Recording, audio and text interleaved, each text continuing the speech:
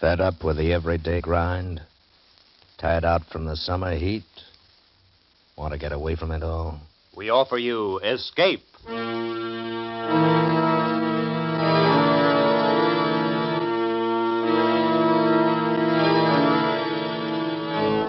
Escape, designed to free you from the four walls of today for a half hour of high adventure.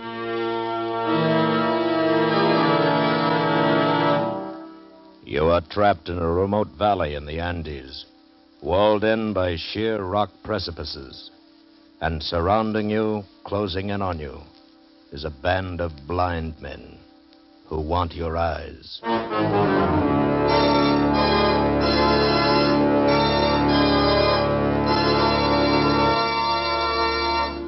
Tonight, we escape to the mountains of Ecuador and to a remarkable world where sight is unknown, as H.G. Wells imagined it in his gripping story, The Country of the Blind.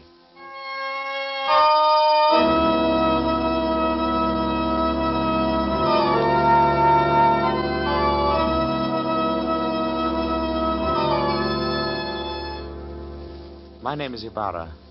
I'm a mining engineer in Quito, Ecuador, high in the towering Andes.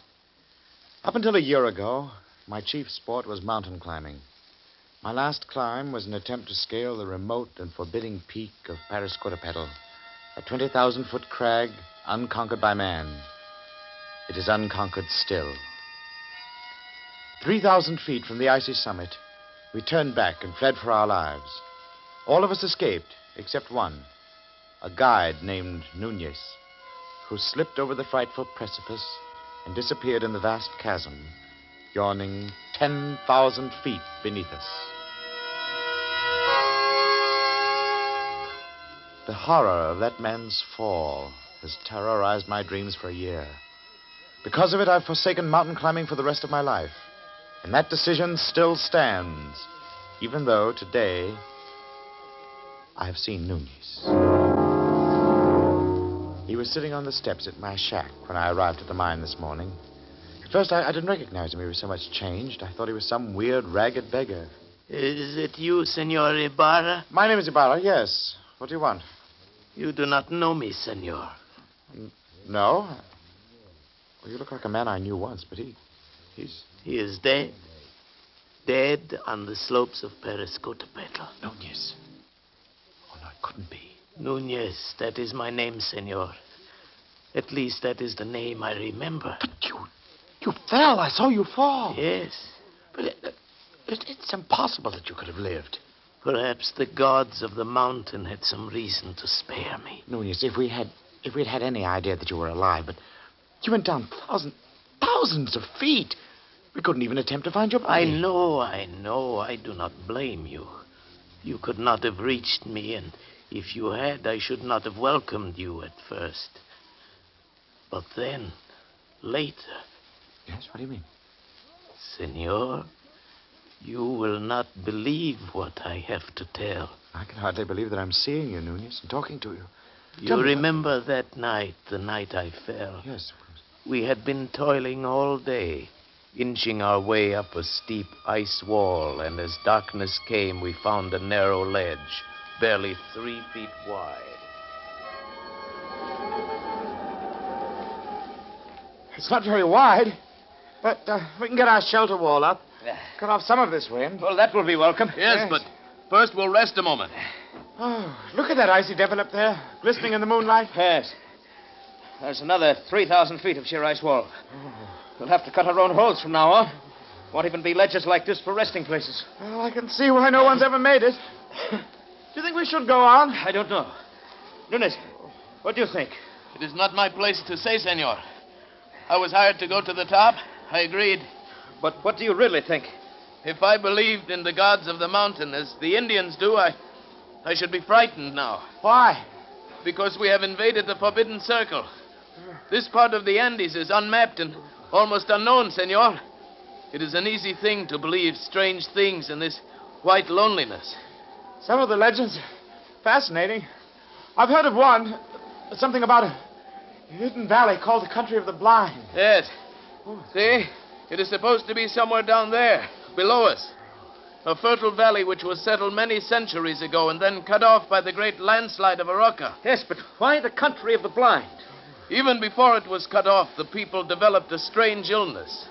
All of them slowly went blind, and after that their children were born blind. The legend is that the valley was the home of the mountain gods. It was too beautiful for human eyes. It's odd. But then, of course, it's all nonsense. Yes, of course. It would be pleasant to find it, though.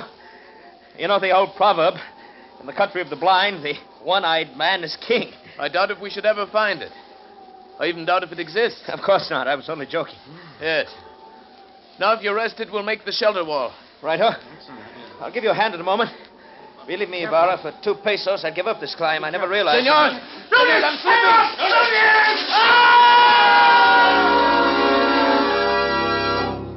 I fell perhaps 1,000 feet, and then I felt the heavy stinging impact of snow. I'd fallen onto an almost perpendicular slope, and once again I was sliding down, tumbling over and over. But now under me, around me, over me, an immense avalanche of snow was rumbling, sliding with me. Suddenly I realized that my own motion had almost stopped, and it was the snow that was moving. I was riding the avalanche. And at almost the same moment I went over the second precipice. It was higher than the first, much higher, perhaps 4,000 feet. I fell with the snow for what seemed minutes every second, expecting the terrible final impact. But the impact never came. Miracle of miracles, that sheer wall blended almost imperceptibly into another steep slope, and again I was sliding. And gradually, as the arc of the slope curved away, I felt myself slow down. I was whirled along on top of the avalanche, and then, as it subsided out onto the gentler snow upon a gentler slope. And finally, I rolled to a stop and lay still.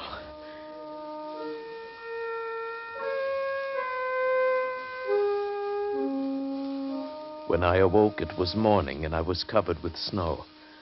I shook off the cold, white blanket rolled over on my back and looked up.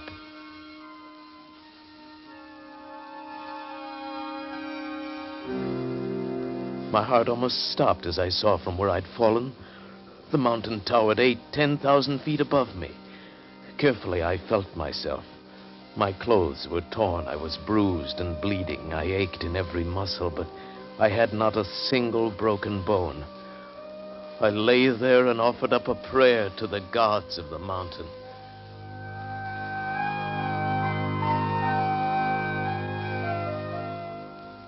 Far below me lay a lush valley sparkling in the morning sunlight.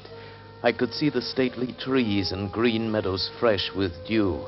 I started down, but it was still an arduous descent. The farther down I got, the more I realized the beauty of the scene. Why, this was a hidden paradise I'd fallen into, and I was the first man ever to see it. So I thought. But I was wrong. I realized at first when I saw the cultivation in the meadows, and then the walks, well-kept stone walks laid in a symmetrical pattern all over the valley. And then I saw them.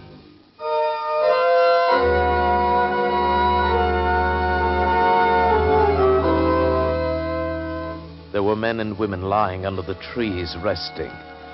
Nearby, a collection of windowless huts marked a village, and the plastering of the houses was done in a wild variety of colors. I thought to myself, the plasterer who did that must have been blind as a bat. Then I saw the 2 men who were quite close to me. They were standing on a bridge over the little stream. They were dressed in odd, loose clothing, and there was a strange look about their faces. They failed to notice me as I approached until I shouted, and suddenly they looked up attentively in my direction. I waved wildly at them, but they took no notice. Why, the fools must be blind.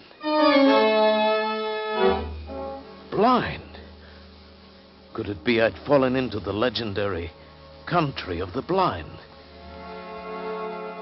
In the country of the blind, a one-eyed man is king. Hello there. It is a man, or a spirit come down from the rocks. Oh, I'm a man, all right, just like you, but I've had a miraculous escape, and now I find myself here in your valley. Valley? Valley? Come hither. Let me feel of you. Certainly, here, my arm and my face. You see, I'm indeed a man like yourself. My lips move with speech.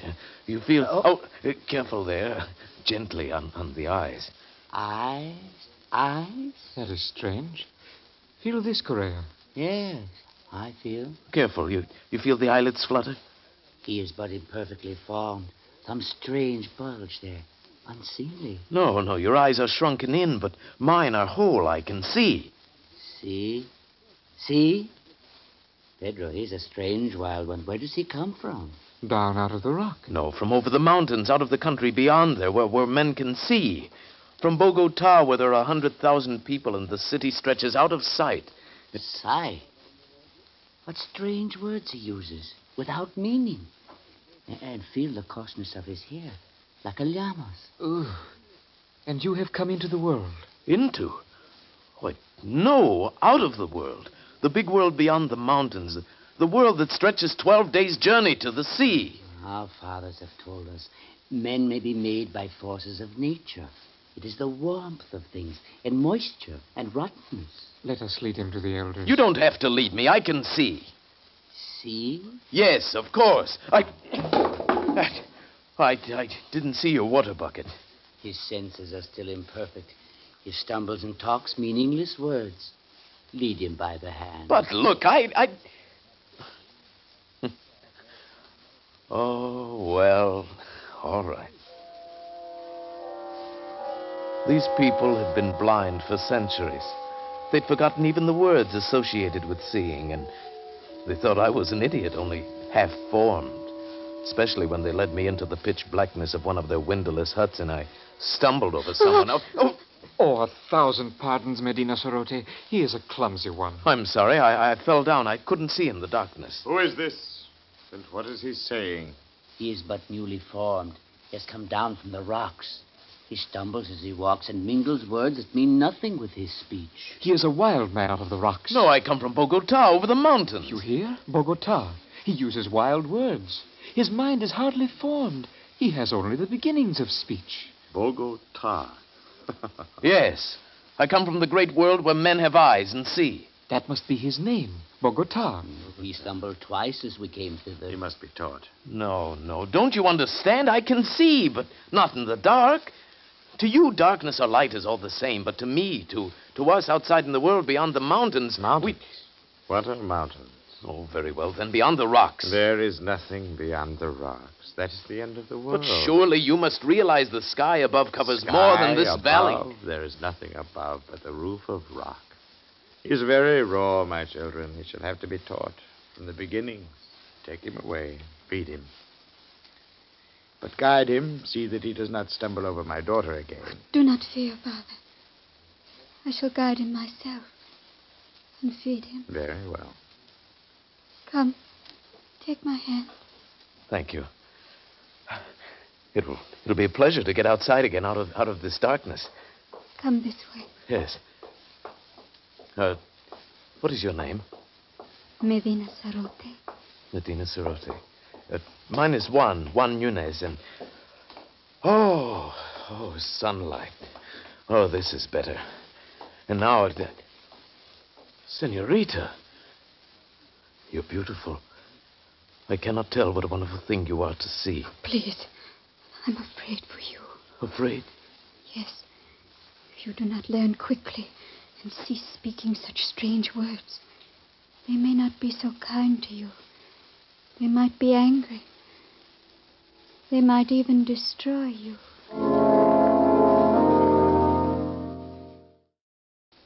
They might even destroy you. This thought had not occurred to me before, and suddenly I had a twinge of fear. Still, the proverb kept running through my mind. In the country of the blind, a one-eyed man is king. But try as I would, I could not make them understand my wonderful gift of sight. They simply could not comprehend it. Worse, they were not impressed. They thought me stupid and untaught, almost an idiot.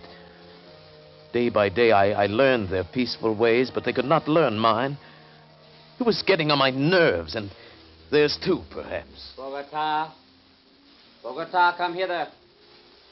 Bogota, you move not. No, and I won't, you old beetle. I'll show you. I'll leave the path and... Bogota, trample not on the grass. It's not allowed.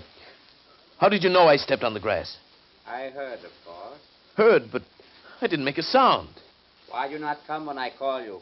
Can you not hear the path as you walk? I can see it. There is no such word as see. Cease this folly. Follow the sound of my feet. Oh, my time will come.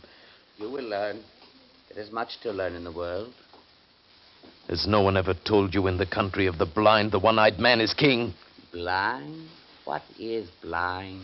Oh, never mind. Go on. Bogota, I must warn you. Just keep quiet and learn. And stop this nonsense about seeing. Nonsense, is it? I'll show you. I've taken enough of your insults. Unformed mind, got no sense. I'll be king here. I can see, and I'll be king. Bogota, stop it. No, I'm through with your orders. I'll show you what an advantage sight can be. I can hit you, hurt you. And you can't see me to strike back. Bogota, put down that spade. You devil, your ears are sharp, aren't they? But it won't do you any good now. I'll show you. I'll strike. No, I can't do it. I cannot hit a blind man. Bogota, pick up that spade. Do not leave it lying on the walk. Someone might stumble. Pick it up yourself. Do as I say. Take your hands off me. Take them off. Bogota! Bogota! Stop! I finally lost my temper and shoved him over and ran. The next half hour was a nightmare. Before I reached the fields, they were following me, 20 or more of them, armed with sticks and spades, fanning out across the meadows, following my trail like bloodhounds. At first, I wanted to laugh, but on they came, swift, inexorable, and the laugh froze in my throat. They didn't need eyes. They could smell me, feel my trail. On they came, closer and closer, encircling me, closing in. Bogota!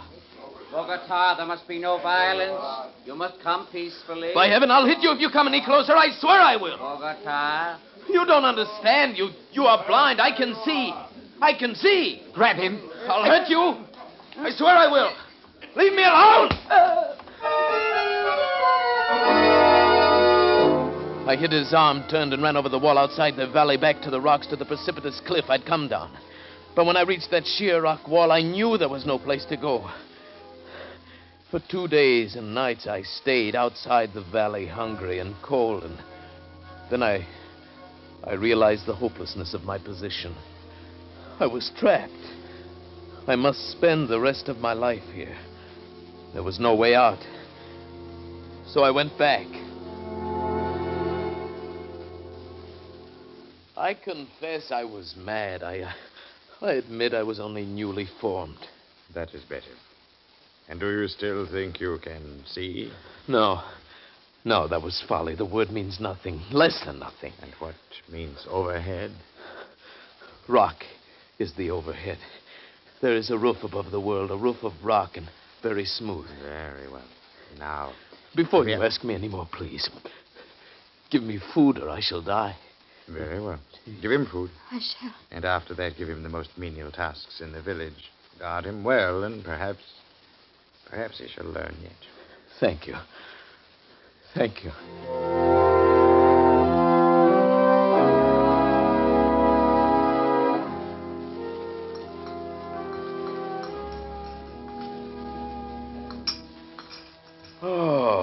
Oh, that is better. You're kind, Medina Cerote. Very kind. I am glad you came back. You are? If they were all like you, I should never have run away. What was that word you said I was? Beautiful. It means something nice. Oh, something very nice. Medina Cerote, why is it you have no husband? I have a disfigurement. These long hairs.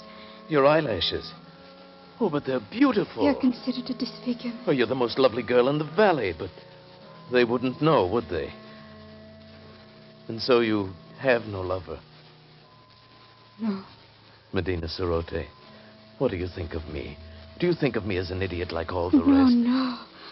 You have much to learn, but you will learn it, I'm sure. And you are kind and gentle. Your voice is soft. You speak the words that are soft and warm. No one has ever spoken such words to me. Then I shall speak them often, Medina Cerote. You are the only one in this valley, in this world that I care for.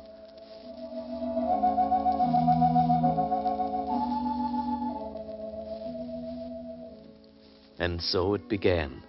I, the village idiot, the slave boy who dreamed to be king, I, with my eyes still whole, fell in love with Medina Sarote, the daughter of the elder of the village. Only to her could I open my heart without fear, and only to her could I speak of the beauty I could see around me. It is a beautiful valley, green with grass and yellow with sunlight, and flowers, bright flowers dotting the hills. And in the cool of night, the stars gleam like diamonds in the sky. Oh, the words sound lovely. But what are stars? Stars? Why, they are... But no. No, you wouldn't understand. And what do you mean, in the cool of the night? You still get that confused one. The night is warm, the day is cool. No. Notice you here who have them backwards.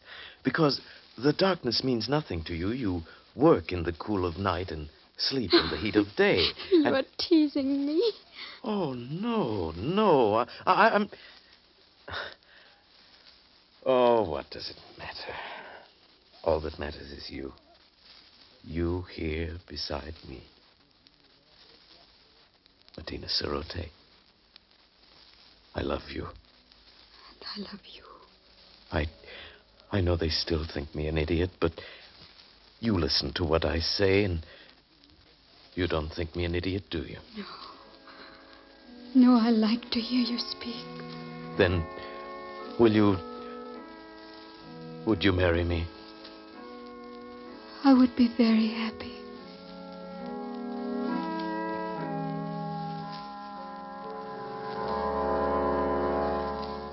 No, I will not have it. But, Father... He's an idiot. He has delusions. He cannot do anything right. But he's getting better. He's better than he was. And he is strong and kind. Stronger and kinder than anyone in the world. And he loves me. And I love him. No, I will not have it. Great sire, if you please. Yes? What is it, good doctor? I have examined Bogota, and the case is clear to me. I think very probably he might be cured. Uh-huh. And how might that be done? His brain is affected by something. I believe I know what it is. Those queer things he calls eyes. Where we have but an agreeable depression, he has great lumps. Consequently, his brain is in a constant state of irritation. But what can be done to cure him? Oh, it's a very simple surgical operation. Remove the cause of the irritation.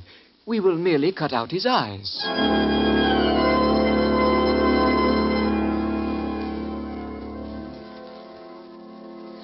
But they say it will make you well. But you don't understand, Medina Sarote. My world is sight. You would not want me to lose my most valued possession. I do not know. There are so many beautiful things to see. The flowers, the far sky with its drifting clouds, the sunset, the stars, you. Why, just to see you, it is good to have sight, and I would never see you again. I wish sometimes you would not talk like that. Like what? I know it's your imagination. I love it. But now... Now? You want me to... Oh, Medina Sarote. If I were to consent to this... Oh, if you would. If only you would. What else can I do? Oh, my dearest one. My dearest with a tender voice. I will repay you. Oh, Medina.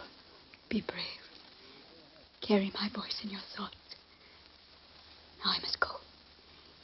And tomorrow... Yes? Tomorrow will be forever. Goodbye. Goodbye, Medina.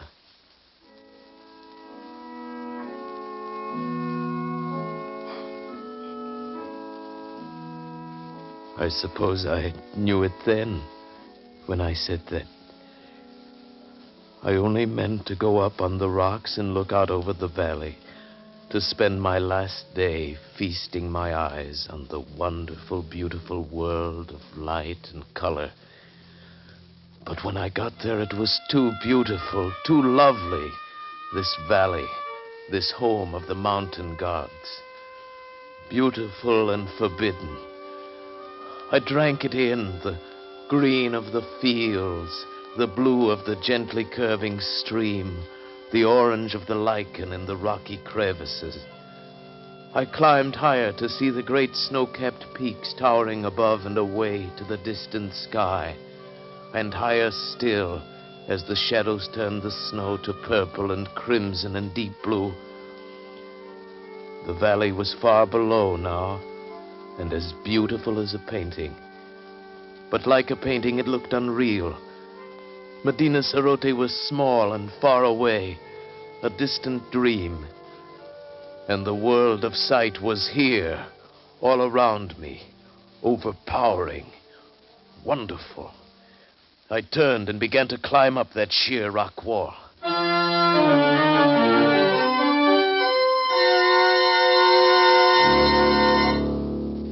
How many months it took me to make my way out over those mountains, over glaciers and snowfields and sheer precipices, I cannot guess.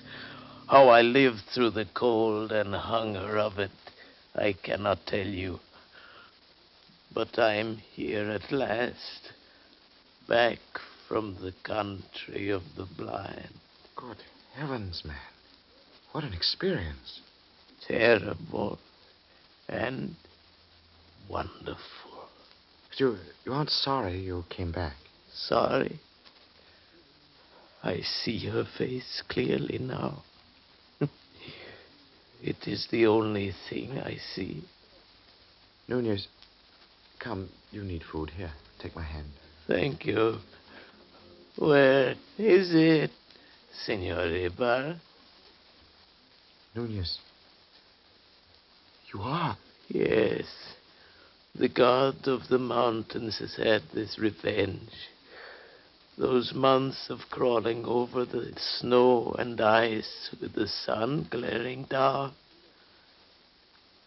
Yes, I am blind.